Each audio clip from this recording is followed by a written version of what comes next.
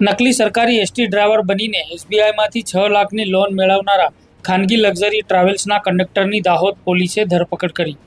દાહોદની state bank of ઇન્ડિયામાંથી 6 લાખની loan મેળવવાના કૌભાંડમાં મહીસાગર જિલ્લાના કડાણા તાલુકાના ધુણિયા ગામના ગોધા રમેશભાઈ ગુલાબભાઈ, જે હાલ ખેતીનો વ્યવસાય કરે છે, તેમની ધરપકડ કરવામાં આવી છે.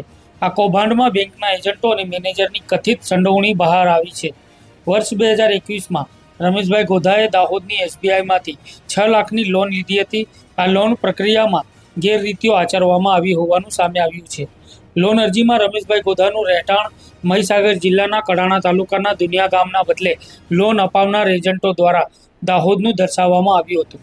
એટલું જ નહીં, લોન સમયે રમેશભાઈ અમદાવાદની એક ખાનગી લક્ઝરી ટ્રાવેલ્સમાં નજીવા પગારે કંડક્ટર તરીકે નોકરી કરતા હતા. તેમ છતાં લોન અપાવનાર એજન્ટોએ તેમને સરકારી એસટી બસના ડ્રાઈવર તરીકે દર્શાવી 20,000ની બોગસ સરકારી પગાર સ્લીપ અને અન્ય નકલી દસ્તાવેજો રજૂ કરાવડાવી ભેજાબાજ એજન્ટોએ લોન અપાવડાવી હતી અને દાહોદના બોગસ રહેઠાણના પુરાવા અને અન્ય નકલી દસ્તાવેજોનો ઉપયોગ કરીને એજન્ટોએ લોન અપાવવામાં આવી હતી.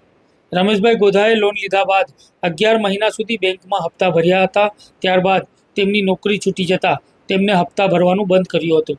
બેંકના ઓડિટ દરમિયાન આ સમગ્ર કૌભાંડનો પર્દાફાશ થયો હતો.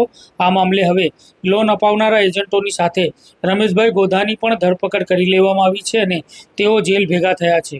આ ઘટના બેંક અધિકારીઓ અને એજન્ટો દ્વારા રૂપિયાની લાલચમાં આંધળા બનીને આચરેલી ગેરરીતિઓ દર્શાવે છે.